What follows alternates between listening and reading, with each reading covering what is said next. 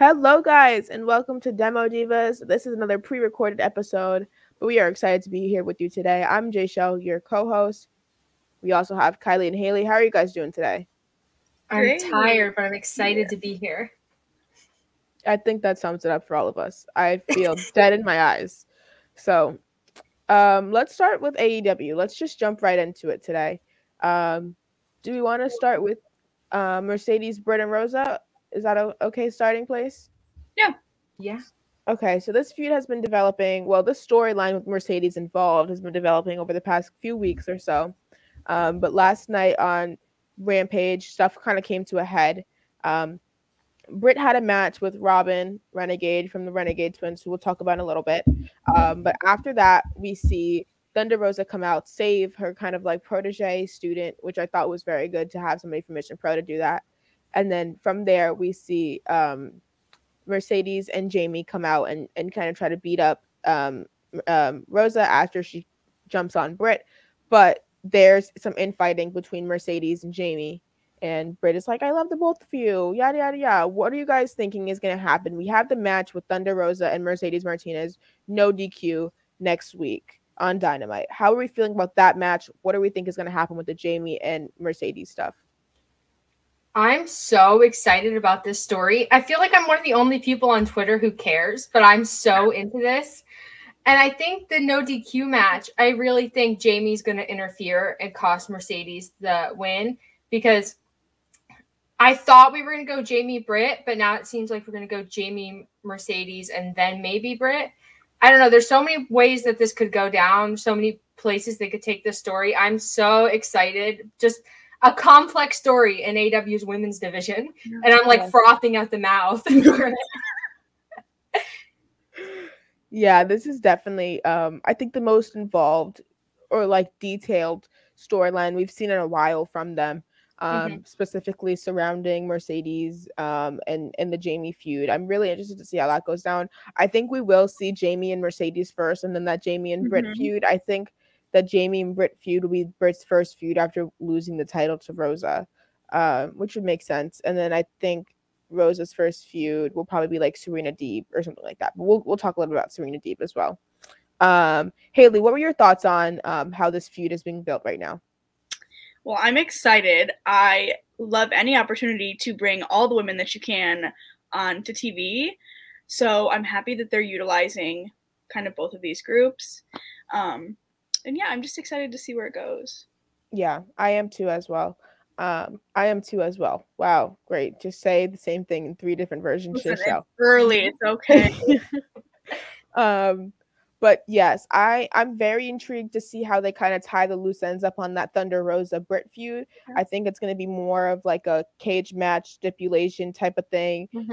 Obviously not too sure of the stipulation, but it has to be something. They can't just do a regular match at the pay-per-view. There has to be something more. It'll be like almost a year after their legendary match, almost kind of like 9 months of Britt's reign, which is a long reign for her. And I think we'll see the title reign end there. I'm very excited to see Thunder Rosa as a champion. She's super over.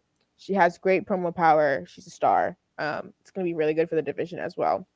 And I hope people don't take this the wrong way, but Thunder Rosa in ring is better than Britt is. So Rosa, definitely.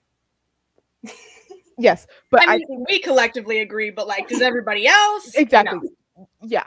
So I think Rosa's going to bring the championship up to a new level when it comes to the in-ring stuff, specifically like when she'll get to work with like an Anna Jay or a Ty Conti if they do some babyface versus babyface stuff. They'll be, I think you could even turn Rosa heel eventually in the middle of her run if you wanted to. But I think it'll be super interesting to see how the rest of the division gets, brought up to meet the level of Thunder Rosa, because that's what she always does in her matches, is she makes people rise to the occasion whenever she has a match with them. Even if you look at like a dark match with somebody straight off the indies who's kind of fresh, she still is able to help them rise to the occasion. What are some matchups you guys want to see with Thunder Rosa as champ, if you have any in mind? Thunder Rosa, Ruby Soho. I'd like you mentioned Thunder Rosa, Anna Jay. Thunder Rosa, Red Velvet. Thunder Rosa, Chris Statlander. Thunder Rosa, AQA. Yes. AQA, yes. We'll talk about her in a second. Yeah. Let's do Serena Deeb first. What were your guys' thoughts on that 5-minute challenge match? Because okay, I'll let you guys go first, and then I'll talk about my thoughts about it. I think I have to start by saying I like Serena Deeb's new character angle, like the professor. I'm a veteran. I'm better than everyone. The 5-minute challenge thing is a little weird, mainly because I think it's a cop-out, and I would like to see Serena Deeb have longer matches that are better. I don't like that AEW constantly books women in squash matches on Dark, and now we're seeing this, and they're making it a gimmick now, and I don't know. It wasn't my favorite, I'll say. Okay. I had some Twitter warriors come at me because I said that this is not a proper second women's match. I do not qualify this as a second women's match on Dynamite at all. And people were like, people aren't rejoicing over there being a second match. No, this was a segment. That's what this specifically was. This was like a 1-minute match, no competitive back and forth. It was not against assigned talent. It was an unsigned talent, which is very weird to me. You bring on unsigned talent. At the time, AQA was unsigned. So you had all of your women's matches against unsigned talent when you have a signed roster who's struggling to get TV time. Issue number 1. Issue number 2 is Serena Deeb does not, like you said, need to be having squashes. She can be in real competitive feuds. You could put Serena Deeb versus Red Velvet, Serena Deeb versus Anna Jay. You can literally have these people be labeled as rookies because that's essentially kind of what they are, and have them still do that challenge. Don't make it 5 minutes though. That's kind of disrespectful if you're going to do that to your signed talent. I see why you're doing it to unsigned, but people are saying this is going to end up being somebody in a mask and yada yada yada, and they're going to beat Serena. It'll be a debut like a Mia Yim or Toni Storm or Athena, whatever. Regardless, I have an issue with this because if we're going to have this be our second women's match on Dynamite, I don't like that at all. I'm not here for that. Yeah, it's a glorified promo. Yeah, that's all it is. It's just a vehicle so she can talk about being the professor, which is fine because I like her new character and I like her as a heel. But I just, first of all, it doesn't have to be a rookie challenge. We could do Serena Deeb, the professor's challenge, and we could have anyone in there. We could have great matches. And it is not that I don't like AQA. I love her, and I thought this match was good, but it's just not a good idea to be doing this. Yeah, AQA was in the Jade match. We'll talk about that in a second. Yeah. Well, yeah, and speaking of Jade, I like the route that they're going with her and her kind of like open challenge type matches with her title. And so, I mean, it's proven that they can do it. So I don't really understand this direction. And Jade was just a rookie. And you're telling me we can't bring in people and sign them as rookies if we're going to do these segments? I don't know. It's just, and I'm scared that they're going to turn it into a thing where this is our women's match for the week.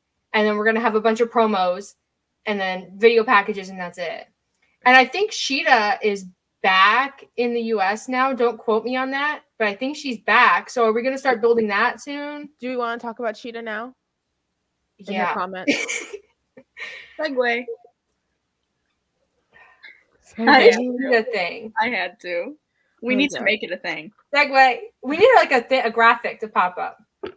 I'll work on something. We can make a little video and a little segue, like a audio. Yes. Make something happen. Kiley, you were the one who sent the article in our group chat about this. Do you kind of want to give a little synopsis about what? Yeah. So Shida did an interview, and someone asked her about Joshi women in AEW, and she basically said that when AEW started, the women's division was full of Joshi talent, which obviously it was, and that they were given a lot of TV time and a lot of sort of creative freedom, and that they could do a lot of things because they were the women's division. And she said over time, the Joshi women, they've really started to struggle to get things. And she specifically mentioned Emi Sakura coming to the US, hungry to be in AEW and to get things, but her English isn't great. But Shida did put her over. She said she was able to get like an apartment and she's working in AEW and she really wants to thrive. But the environment in AEW is very hard for the Joshi talent because of the difference in culture and language. And, you know, I don't want to make comparisons to what Big Swole said because it's not my place to compare these situations. But the fact that they're both saying similar things about struggles with women of color is concerning. Yeah, I would agree. And I think it's interesting that a signed talent is now saying this. Yes. Like when Swole said this, she was obviously leaving. She was on her way out. Her contract was, expired.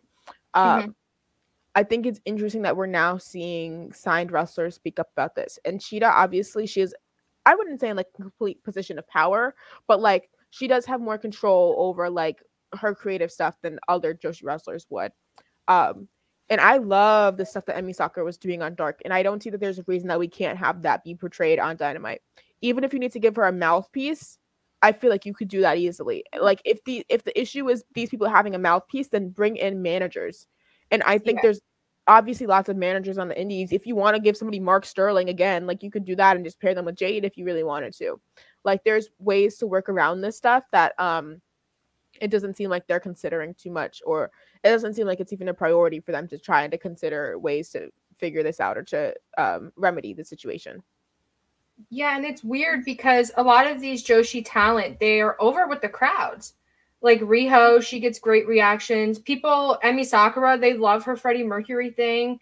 Shida, of course, Shida's beloved by AEW fans. So I'm not sure why was there so too. Like what her name was, I think like Ryo Mizunami. There you go. That's what I was gonna say. I don't want to butcher it. Yeah. Yeah, and I don't know. It's just weird. Why is there like this creative struggle backstage in AEW for Joshi talent? Like, why is it hard for them to compete with the Western women? You know, because it's I just don't get it. One of the things. Oh, go. No, go ahead. You got it. Well, I was just gonna say, I think, and I don't really want to bring Kenny into this, but I'm going to. I think he really tries his best, especially with the Joshi women. Yeah. But there's discourse on social media about that situation, but whatever, we don't need to get into that. But I really do think that there are people back there that do like speak up, but it's definitely not enough. Yeah. I think a lot of the issue too is I was speaking to some people who are close to AEW, and they were saying that one of the main issues that people are facing is if you're not a creative person going into AEW, you're going to struggle because a lot of it is like pitching your own storylines and all of that stuff.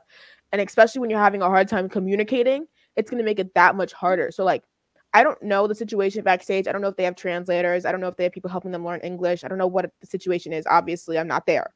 But if they don't have those things, they urgently need those things because it's so important, especially when you're bringing in people from like New Japan as well.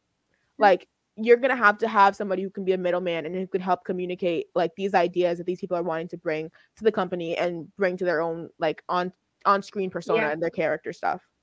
Yeah, and it's really even just a missed business opportunity because people in the United States and Canada and just in the West in general are really catching on to Stardom and Joshi wrestling in general. And I think having this strong base of really talented Joshi talent is something that makes AEW so different from any other Western promotion. Yeah. And there's no structures or there's no framework in place to support them coming over from Japan. It just makes no sense to me. Like you have like Michael Nakazawa, and if you watch like vlogs and things, you know that he's helped Shida come to the US, helped her like acclimate and everything. But you can't put the burden of that on Michael Nakazawa. Like I don't know what his position is in AEW. I don't know if God he has. Bless him. I don't know if he has 2 contracts. I don't know, but I haven't seen him on my TV in a long time either. I know. I love him. He's so funny. Yes. But I think people just hate on him online for no reason. But but that's it for another time.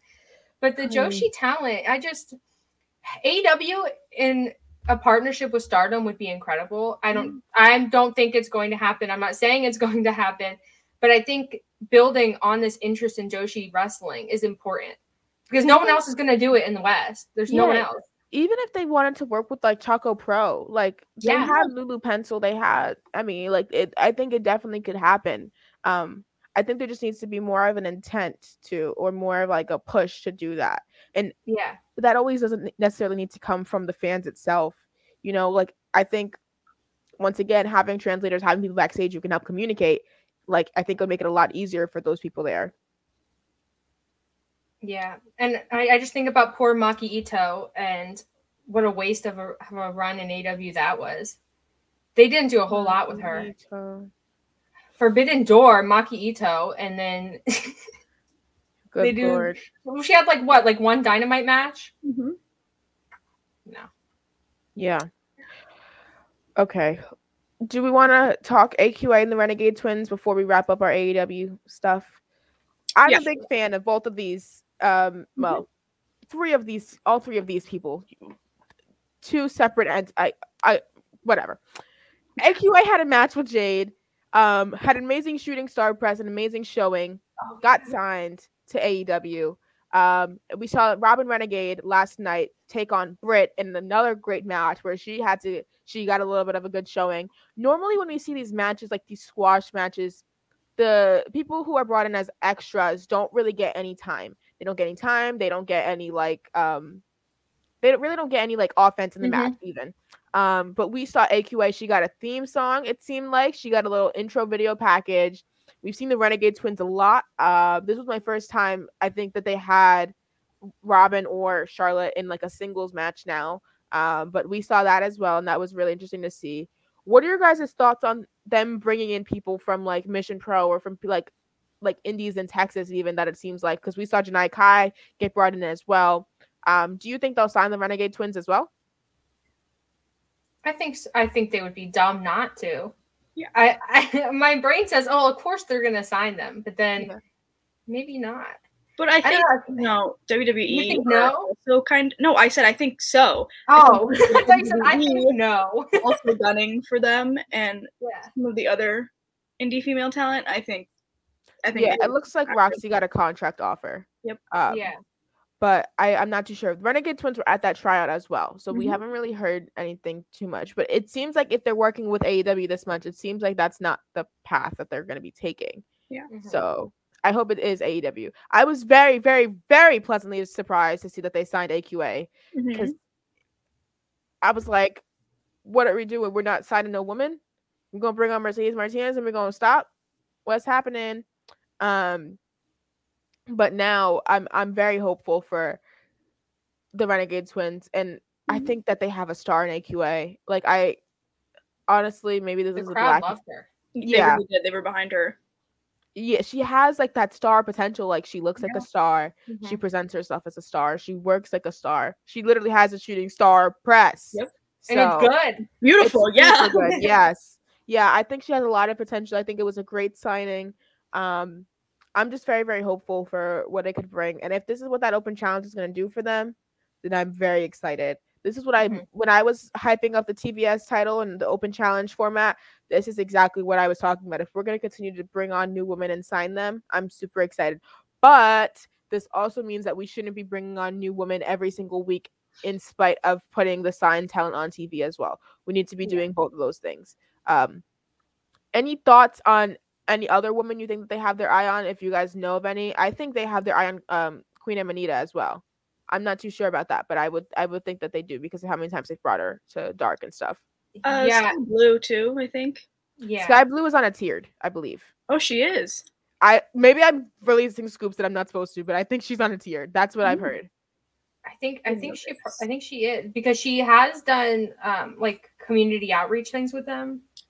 And I think they have a few big free agents in mind. I think Athena, Ember Moon. I think they're, because she's wrestling. Is it today? Yes. The Warrior Wrestling is it today? She has Thunder Rosa today. Yes. Yeah. We're all gonna watch that, right? Yeah. Yeah. I think they'd be dumb not to go for her. Mia Yim, I think, is a safe bet because Keith Lee's there. Maybe Tony. It doesn't seem too safe for Mia, but we'll talk about that off screen. Maybe Tony Storm, but then I don't know. Yeah. My issue is I don't know when all these 90-day no competes are up. I'm so bad with numbers. So I'm like, everyone? Yeah. I think that they'll definitely bring in Athena. It seems like from some reports that they may have their eye on her even. And I think that if they do that, continue to do that, Serena 5-minute rookie challenge thing. Eventually, that's how Athena's going to debut. Love that. Yeah. Yes. Let's do our AEW rating for this week. What are we thinking of rating AEW? See, the bar is so low that like I'm afraid to put them too high, but I don't want to put them low. And I'm like struggling to rate how much I don't like the Serena D 5-minute thing compared to how much I love the Mercedes Martinez thing. Yeah, it's hard. I'm gonna say B. I'm not gonna do a plus. I'm not gonna do a minus. I'm gonna leave myself some room. I'm gonna just say B. What did I give them last week? I think I gave them an A last week, didn't I? A B. We went down. I gave them a B plus last week, so I'm gonna also go steady at a B. I don't want to give them too much. I think that there's still, there's still room. But I like the debuts. Yeah. Yeah. But the 5-minute challenge, I don't like. So. I think I did a B last week, but I'm going to go for a B plus this week. I'm very high. Sorry. I'm very high on AQA and the Renegade twins. So that kind of pushed it over the top for me. Yeah. But yes. And I also think that Jade, that new Tour of the Islands move she's using, bro. I love her. She's getting so good. She is. Yeah. It's like every week, Jade Cargill impresses me. She amazes me. And I love her. We love Jade over here. Yes. I think she named it the Eye of the Storm. I saw that on there. Yeah, she was. Yeah. Yeah. Let's move on and talk about. Let's do NXT first. There's a little bit of stuff I want to talk about from NXT. Where do we think Io Shirai goes from here? She's now teaming with Kaylee Ray in the Dusty Cup tournament that hasn't even started yet. Do you think that how much longer is Io Shirai in NXT 2.0? Let's ask that question. I thought she would have been gone by now. I thought so too, for sure. Yes. I don't know why she's still there. And honestly, I'm kind of annoyed that she's still there. Like, I think it's bad for her to still be there. I don't think she fits in NXT 2.0. But then again, I don't think she fits on the main roster either. Yeah, fair. So I have no clue where she goes from here. To SmackDown, maybe? I feel like SmackDown's maybe the safest bet, but also... She could have good matches, but the issue is, are they going to, one, let her have good matches that she wants to have? Yeah. Are they going to embarrass her and in attempts to make her like a baby face? Are they just going to feed her to the horsewomen and call it a day? I have no clue. Good Lord. Io Shirai, I'm saying a prayer for her. She's ranked lower than Goldberg on WWE 2K22. She's at like an 82. 82? I don't know video games, but that is really low. Good Lord. What is Goldberg? 88. He's a B plus? Yeah, but she's a B minus. Yeah, sounds accurate. You know what? Never mind. In WWE, I guess he has like one match a year. He had 3 last year. Oh, congrats, Goldberg. Workhorse. Oh my god. Oh my god, he's the Trent Beretta of WWE. That's an insult to Trent. I love Trent. We love Trent. You said he's a workhorse. Trent is a workhorse. He really is. He's looking really good though. Can I just say he looks healthy? Trent's gonna fight Jay White and I'm gonna cry. I'm gonna be so anxious the whole time. Sorry. Okay. I told them, I was like, oh, we're gonna chill for this show. I'm gonna be chill for this show. Yeah, she's like, I think I'm just gonna relax. Yeah, and we were like, here she is going. Switchblade. Jesus Christ. Good Lord. We don't have ADHD Divas tomorrow, so I'm getting all my ADHD. Yeah, gotta get out the Switchblade power rankings bit. Apparently, it almost looked like white power when I tweeted on Twitter. So it did. Yep. I was like, Jaychele's hacked. But then I read it and I was like, oh. Good Lord. Let's talk Wendy Chu again. Do we have to? Yeah. She lost to Tiffany Stratton on NXT this week. Thoughts on Tiffany Stratton? She's okay. That's how I feel about every woman in NXT 2.0. I'm like, they're there.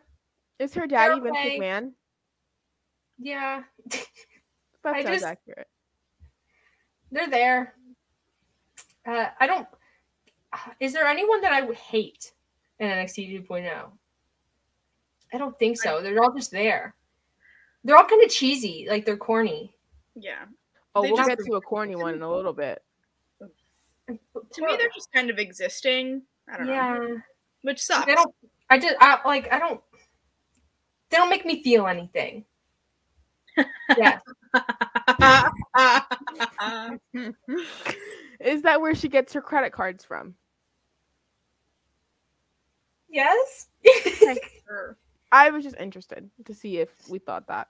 What do we think about Wendy Chu in general? Besides from like Orange Cassidy. I don't like the gimmick. I think it's dumb. I think it's just it's Orange Cassidy, but bad. It's so dumb. Like it's very, and I feel like we say this every week about NXT 2.0. It's very Disney Channel. Yes. Yeah. And I am glad that we're harping on it so much, but like it's genuinely like no, fuck NXT. Not. Yeah, and I am not the Disney Channel key demo. Exactly. And so I used to be a little bit ago. I used to love Disney Channel. I mean, I think we all did. Channel. Like, I mean, yeah, when you're young. Yeah, like. Do young people like NXT? We should do a survey. No, isn't the viewership of NXT very old? 60 something, 62. Yeah. I think very rarely do they get that, like, the younger demo. Very rarely. I'm going to do research, and I'm going to see if, with the rebrand into 2.0, if the number of young viewers is rising. And by young, I'm going to say, like, 17 and under. Like, 18 to 49, NXT always sucks there. Yep. I'm talking about the young people. Did any of you guys watch Dakota Kai versus Sarai? Nope. I didn't either, but I heard it was good. So we'll go with it was good. Go back and watch. Yeah, that sounds like back and watch. But I don't watch WWE unless someone tells me it's good because I hate sitting through it. Same. Yeah. And I'm sorry if that like offends people. No, if it does, fuck off. Well, yeah, I don't watch Raw. Like I'll watch a SmackDown every now and then. About something like with WWE, we were very let down. So we're not going to talk about the Royal Rumble. Nope. No. I was simply I didn't even say the word. I just said the we all knew what we were talking about. Let's talk about Kaylee Ray and Mandy Rose. I'm guessing you guys didn't watch this match. Neither did I. I'm not going to put myself through Mandy Rose match. I vowed to myself this week I'm not going to watch wrestling that doesn't make me happy, and Mandy Rose doesn't make me happy, so I'm not going to watch her. Fair. But I do like Kaylee Ray, and I would have watched this match if she faced somebody else. What are you guys' thoughts on Kaylee Ray's ceiling in NXT 2.0? It doesn't seem to me like she fits too much of what they're looking for in a champion right now. Do you think she just needs to go to the main roster, or what do you think? Because she's in a tag team with Io Shirai now. It's weird, isn't it? Yeah. She doesn't fit there, but then you can't just throw her on the main roster. Like, that's what's weird about the NXT rebrand. It doesn't work. It's not as functional as the original NXT was, the black and gold. Mm-hmm. Because you could have put her on the black and gold brand, and she would have fit, and then she would have fit on the main roster. But now you have this cartoon universe that you've created, and no one fits in there. Yeah. I'm just afraid of these people getting fed to the wolves, literally. On the main roster? Yeah. Oh, they will be. I know. Like, I mean, look at Piper Niven. Yeah. Or Doudrop. Yeah. So, I don't really trust them too much. I think it's super interesting that they had Doudrop go from NXT UK to the main roster, but they made Kaylee Ray go to NXT knowing it was going to become NXT 2.0. That seems very mean to me. Yeah. But I don't know. I love Kaylee Ray. She's a great wrestler. I think she should be doing more. Yeah. I would rather have her as champion than Mandy Rose. To be fair, I would rather have a lot of people as champion than Mandy Rose, though. So, let's think about what we would kind of try to rate NXT from the matches you heard that happened. What are you guys thinking? See, I'm not very high on any of these talent. I should start by saying that. Okay. I'm not. Mandy Rose, not a big fan. Wendy Chu, not a big fan. Kaylee Ray, I like her. But Shirai? Dakota Kai? Yeah. Dakota Kai, I like, okay. But I'm not, like I don't vibe with her as much as I do other female talent. I don't know. I guess I'll stick with C. I think I gave them a C last week. Maybe C+. I was just going to say I'm going to go with C+ as well. I'll go C+ too, since we're all doing C+ now. Yeah. It's hard to look past the bad. Yeah. If Mandy Rose wasn't on this show, I would give it a B-. But it's Mandy Rose. So as long as Mandy's champion, we will not get above a B-. Yeah. I have conditions with my grades. I don't play. She has to go to the main roster soon. Yeah, I mean... She'll be gone soon, Jaychele. She has to be, right? I think bringing her back down, I don't know. That whole situation, no. Fuck NXT is so weird. That's the conclusion. Okay, let's just do main roster because, oh, fuck, we got a lot to talk about here. Do you want to start with good or bad? Let's get the bad out of the way. Yeah. Because now I'm in a negative mood from NXT. Okay. Okay, perfect. Well, we saw multiple tweets get released yesterday about WWE continuing to influence the world. There are posters all over Jeddah, Saudi Arabia, of the women's matches that will be happening. We have 3 women's matches on the Elimination Chamber card. We have the Raw Elimination Chamber match. I'm not even going to try to list who's in it because I can't do that to my brain right now. But there's a surprise, and Bianca better win. That's what I know about that match. We have Charlotte and Sonya Deville taking on Ronda Rousey and Naomi. Why are you doing that to the Naomi fans? Don't do that. That's so mean. And we have Lita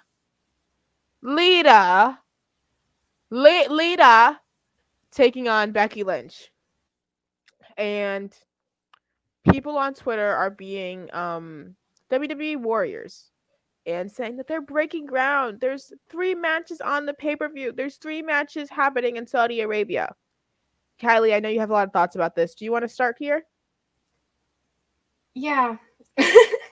I'll be brief because my opinions are controversial and I believe very strongly in what I'm about to say. And I don't want to start conflict. But if you genuinely believe that WWE and Vince McMahon are influencing Saudi Arabia in a positive way, you are buying into propaganda. It is not WWE being feminists in Saudi Arabia that has led to these 3 women's matches. It's Saudi Arabia strategically opening slowly to female wrestlers. So, and it's a sports washing effort to make it seem like they're vulnerable to progressive ideals. So the West backs off sanctions. That's it. This has nothing to do with the women, nothing to do with Vince McMahon, nothing to do with wrestling, and everything to do with a $1 billion propaganda effort. Do I think it's good that the women are wrestling? Yeah, because Saudi Arabian women and girls deserve representation in sports. Because I think that will help inspire them to be progressive and feminist. But do I think that it's going to lead to lasting change? Do I think Lita is going to be the champion of Saudi Arabia feminism? No. No, I think it's pointless. Yeah. Haley, thoughts? I can't say a lot of my thoughts, mostly because they're also very controversial, and this isn't really the place or my place to really say anything. But I think that it's very interesting. I'll just say that the matches on the Saudi Arabian cards are always 10 times better than every other card. And I know that's because of the money, but it's just very interesting to me.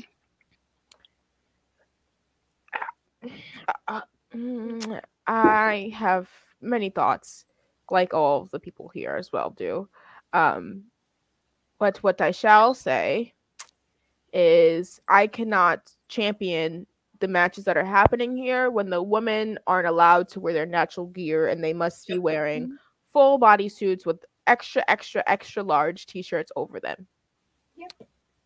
And I I think it's semi-impossible for me to even try to give any of these matches credit when the basis of the reason that they are happening is based on propaganda and blood money.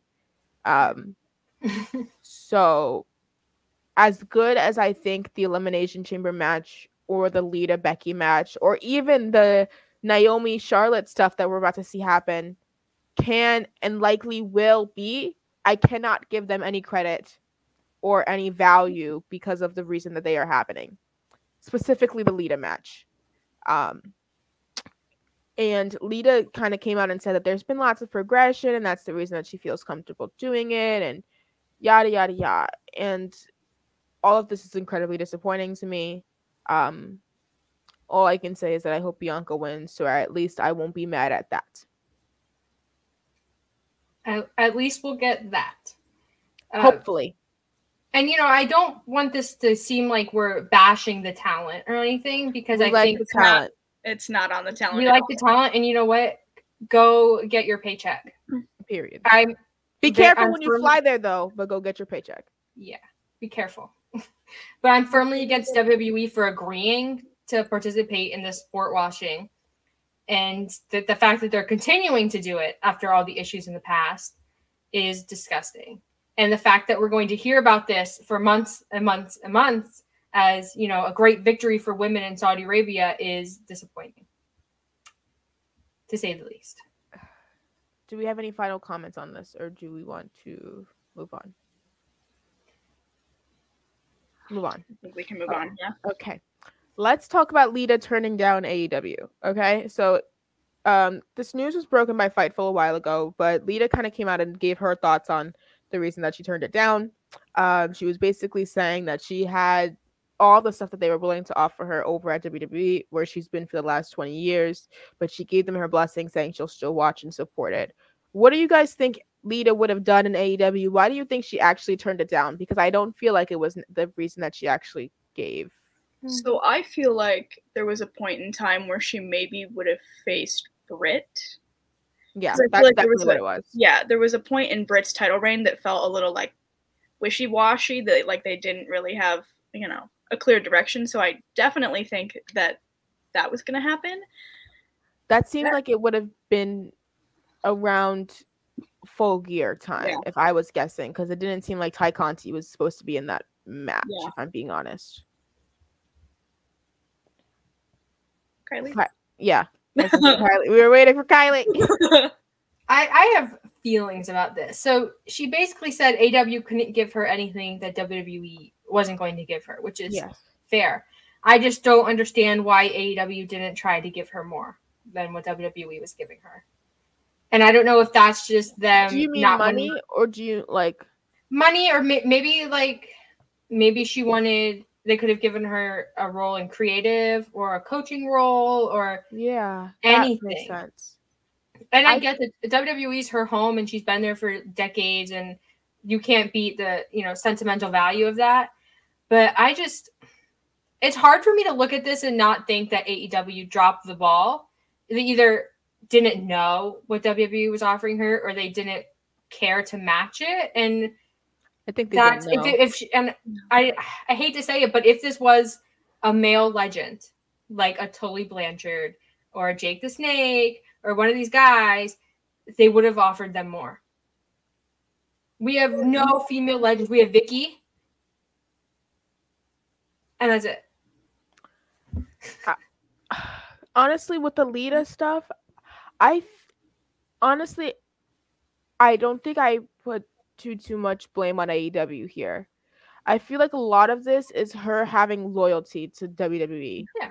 And that's fair and that's good and dandy and all, but I feel like the way that she phrased stuff was like, not that like WWE is better than AEW, it just seems like she just wants to stay in her home, I guess. And it seems like she probably just heard them out and then she was like, But I agree with you that they could have given her like a coaching role or like a Maria Kanellis role in ROH, like let her run some of the women's division stuff. I feel like she would have been amazing with that, and she would have probably liked that and taken to it really easily as well. But yeah, I don't know how much I would have liked to see Lita in AEW because of how much they're struggling with their women's division. I feel like if Lita would have been there, though, they would have had to step up everything. But if it's just going to be for a Britt match and that's it, pass. That's fair. But there's a lot of matches that I would have liked to see in AEW. I agree. If it's only Britt, though, pass. Oh, yeah. If it was just for one program for Britt and then she goes and does the Royal Rumble, I don't want that. I don't like that. I have no problem with legends. I like having legends in wrestling, even if they're wrestling. But I just don't like them getting the top spot and then dipping like Goldberg. We're back to Goldberg. But I think an interesting way to compare this in my mind is like if we look at Christian. Because Christian's in like the Hall of Fame of WWE as well. Like, I wonder if the deals that they were offered are like, or at least were equal, because that's kind of what she probably would have been doing. Was she probably eventually would have picked somebody, back to them, been a mentor. You know, the thing that legends always do, like they always like lead a young gun or whatever. Who would it have been? I don't really know. Maybe Anna Jay or somebody. I'm not gonna think about it. But I think it would have been interesting. Obviously, those deals aren't public, but it would have been interesting to see if they were something similar, because I feel like they both bring kind of equal value to the equation here. But any final thoughts on Lita before we move on to talking about SmackDown and stuff? Just that I love her. Okay. Yeah, we love Lita. Yes, Lita fan club. Let's talk about. Did you guys get to see the Charlotte Naomi match or hear about it at least? I saw bits of it on Twitter. I didn't get to watch it. I wasn't home. Okay, I saw some of it on YouTube. Like, you know how they have the little YouTube clips on WWE? Mm-hmm. I watched that, and it looked very good from what I saw. Naomi has always been good. Head of Naomi fan club right here. Mm-hmm. But what are you guys thinking about Naomi? They always... Okay, actually, I'm going to save my point for later. What do you guys think about Naomi before I give my thoughts? It was a great match. And I thought that Naomi really was the star of the match as much as I love Charlotte. I'm just upset that Naomi always has these matches where she's very, very good and she's a star, and people on Twitter go nuts for Naomi, and then we don't get anything out of it. Yeah. Like, she gets like a 2-week push where they're like, here's Naomi, we're going to put her on TV, and then she's done. Mm-hmm. And it's so annoying. Because she's right up there with the horsewomen, in my opinion. And I think she's more charismatic than most of them. I would agree. And she's had such a long tenured career. Yeah. And to still have this momentum over 10 years in is insane. Yeah. Okay, somebody brought this point up to me in my DMs, and I thought it was very interesting. If we look at Naomi's career, there's a certain period of time when they tend to push her. Mm-hmm. And if I could ask you guys, what month are we in? Oh, no. Now that you say it, that makes so much sense. Black History. Stop. Pull up her cage match. We need to investigate this right now. I think we should investigate this and come back next week with our findings. I'm writing down my homework. Yes. Oh, my God. So. Oh, no. Yeah. Okay. Love you, Naomi. I'm sorry. I feel so bad now. I'm sitting here like, I don't know. Why do they do this? They push her, then they drop it. And that's exactly why they drop it. When was the last time we saw Naomi in a pay-per-view match? Like a meaningful pay-per-view match? Like not the Royal Rumble, not Elimination Chamber, not Survivor Series, like an actual match. Can't even. It's been so long. I feel my brain is telling me it's a tag match. She was in WrestleMania with Lana, right? That happened. Oh yeah. I think that was it though, from what I can really remember right now. But she's the title contender. She should be in the title picture at all times. I wanted her to be the one to take the belt off Charlotte. Yeah. Mm-hmm. Will it be Ronda Rousey though? Yes, it will be. Am I going to cry myself to sleep? Yes, I will be. But looking at the positive side of this, Naomi did get a chance to prove herself. We finally had somebody interfere with the Sonya stuff to kind of push the story along. Is it going to be a WrestleMania match? Probably. Is it going to be on the pre-show? Probably. Am I going to cry again? Probably. Good luck, Naomi. We love you. Good luck. Good luck. Oh, Good luck, Charlie. Not good luck, Charlie. We had a couple matches on Raw happen. We had Bianca Belair take on Nikki ASH. We had Liv Morgan take on Doudrop. Y'all see any of these matches? Mm-hmm. No. Poor Liv Morgan. None of these matches have a purpose. It's the Elimination Chamber. That's their purpose. I don't care. Why are we? I was giving you the reason. I didn't say I cared either. I was just saying. It's disappointing. Bianca should be doing more. If Bianca doesn't... Okay. Let me give my prep talk because I need to make sure that I'm here with you guys when I do this. Okay. If Bianca doesn't win this Elimination Chamber, I think I have to boycott my podcast for a while. Like, if Bianca isn't the one that wins, like, if she's not facing Becky yet, if Becky gets pulled into another triple threat match, I'm going to quit. They can't.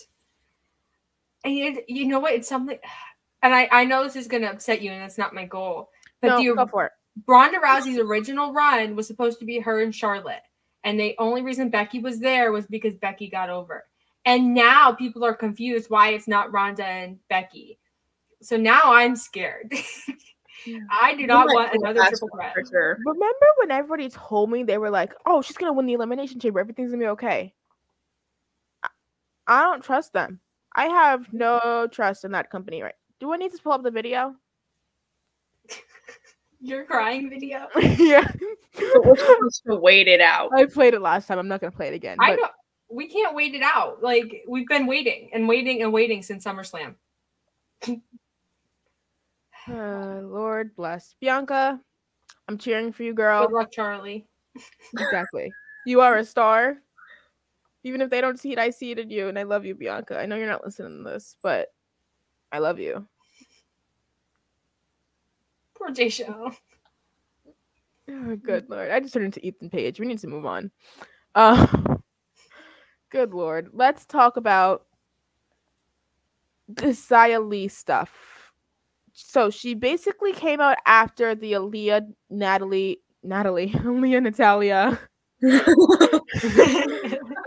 Natalya, good Lord, rematch. It's still early. Sorry, guys. And they're on like their third or fourth rematch now. I don't give a fuck about that. They had a dungeon style rematch. Do you know what that means? I don't understand it either, and I watched the match. So it's a Natalya gimmick. I don't know. Aliyah grabbed onto the ropes and tapped out in the sharpshooter, like on the ropes, because it was no DQ. Pass, not for me. But Xia Li came out to protect her because she is the protector. Xia Li hasn't been in an actual match yet. And she got called up during the draft. Mm-hmm. So she feels like the female Veer. And you know he's still coming, so. When is he going to show up? Like, not to change the subject, He's on main event, I guess. That doesn't count. I know, but like, good Lord. What are you guys' thoughts on Xia Li? Do you like her character? Do you like how she wrestles? Like, I like how she wrestles a lot, and I liked her in NXT. She's one of those ones where they pulled her up to the main roster, and they had no plans for her, so they just kind of like put her in places so that she stays relevant. But really, it just makes people confused, and it makes people kind of resent her for being so confusing.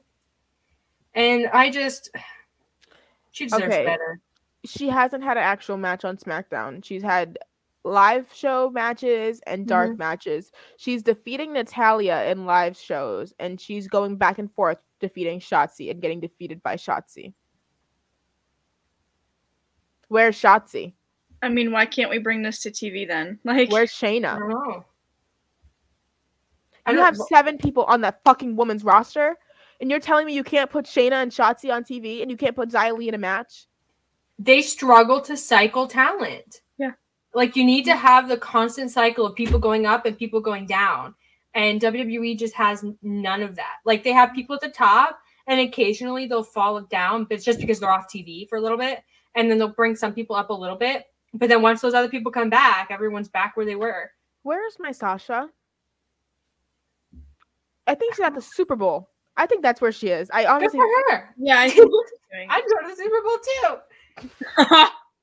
Listen, she's collecting her bag. Get paid, dude. Clearly, WWE doesn't have anything for you, so you might as well get your money and build up your retirement and just live a good, peaceful life away from all of this. She's barely 30. Just turned 30. She Okay, is a well, star. I can't wait until she leaves WWE. Her star supersedes what the WWE can do for her. So, period, Sasha. Go get that bag. I would love to see you wrestle still, but even if you leave, I'll just watch Bianca and Sasha on repeat all the time. Let's rate the main roster before we wrap up this show. Let's do a rating without Elimination Chamber and a rating with Elimination Chamber. Okay? Okay. Let's do without first. I have to put it higher because Charlotte and Naomi. Yes. Very good. I'm gonna say D+ because that match was really good. The rest of it is kind of pointless and dumb though. So fair. I was gonna say, I froze for a second. I was gonna say, and this is kind of controversial coming from me because I always rate them very low, but I was gonna say a C-. Okay, I was gonna Very say low. a C. But maybe not so controversial. I feel like I'm giving high ratings today. Maybe I'm being nice. Maybe like maybe I'm just the drama. Maybe like am I the drama? Am I the drama? Is it me? I don't think I'm the drama. Jesus, is it me?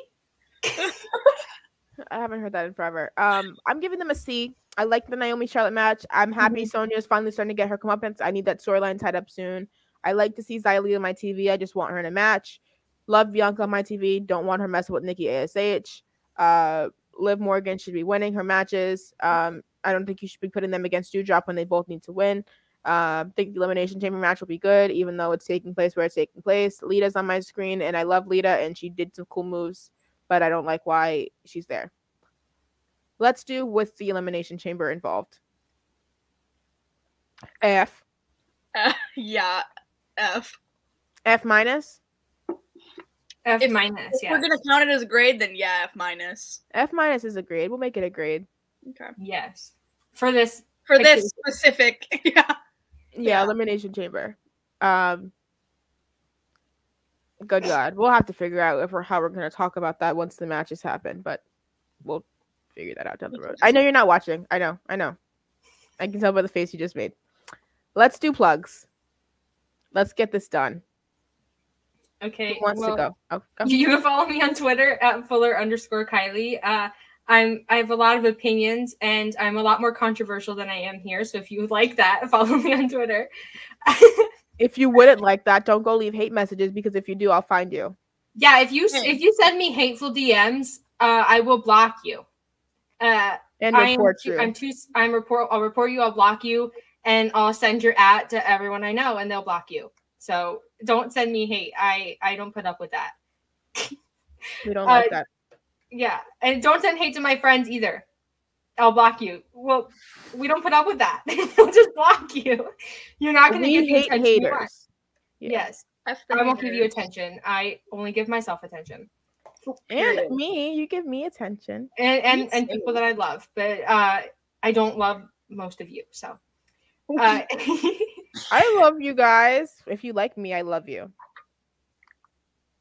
Where are we going with this? This is Finish your plug. Where was it? Oh, okay. AEW Divas Sunday at 6. Not this Sunday though. We're taking a break. We're very tired. #mental health. #mental health. Sometimes wrestling isn't fun. So a lot of times wrestling isn't fun, and it's even less fun when you have to talk about it and you don't like it. So and people hate you on Twitter. Yes, and you send DMs to me that are mean. Anyway, oh my God, this plug today, girl. AEW Bodyslam.net YouTube channel. I do interviews and podcasts and things there. Yeah, I'm just kind of all over the place. You follow me on Twitter, and I'll post everything that I'm on. So, yeah. yeah, I'm just going to echo everything. Well, not everything that Kiley said, but most of the things that Kiley said. You can follow me on Twitter right there. I have semi-mediocre wrestling takes and dog photos, and occasionally I post food. So and pictures of yourself that are very pretty. Yeah, Haley's hot. I'm really. Can we? Okay, that's it. Go moving ahead, on. Jaychele. Okay, my name is Jaychele. I've been Jaychele. Yep, that's cool. You guys can follow me on Twitter at Jaychele Nicole. This is gonna be really bad. I'm on the Late Night Grin now. I do shows over there. I got a show with Joe Holper called The Free Agents. We just looked at all the possibilities of where Swerve could go and what he can do. Really, really fun show. You guys can go check me out on their YouTube channel. You guys can also subscribe to their Patreon for $1 a month, or you can give more if you feel like it and help me go to college so I don't have to pay my student loans. Thank you guys. Appreciate you in advance. Go send super chats over there when I do shows so I can make sure that I can get my mom Valentine's Day presents. Thank you. And also ADH Divas as well. We're probably going to be doing some GCW stuff on the Late Night Grin pretty soon as well, so keep your eyes peeled for that. I got some shows coming. If you like to see me in pain, I have a show coming called Hell is Hot, where I watch a bunch of wrestlers' matches who I hate. So we're going to start with Karrion Kross, and we're going to work our way up to Chris Jericho. Also got a show coming featuring Historical Oracle, looking at the Divas division with Joe Holper, which is going to be great as well. Lots of cool content coming over there, so you guys can keep your eyes peeled. Jaychele Nicole for all of my stuff. I got some stuff coming from Wrestling with Whiteness, Darius Lockhart, Willow Nightingale, Tasha Steele's interviews already out. I got some surprises coming. Some pretty big surprises coming that I can't really talk about, but all the girls here now know about. Yes, some pretty cool stuff coming pretty soon. So yeah, follow me on my Twitter if you want to know about that. But yes, we have been the Demo Divas. We hope you enjoyed us criticizing this week in women's wrestling, and we hope we'll see you next week, Saturdays at 3.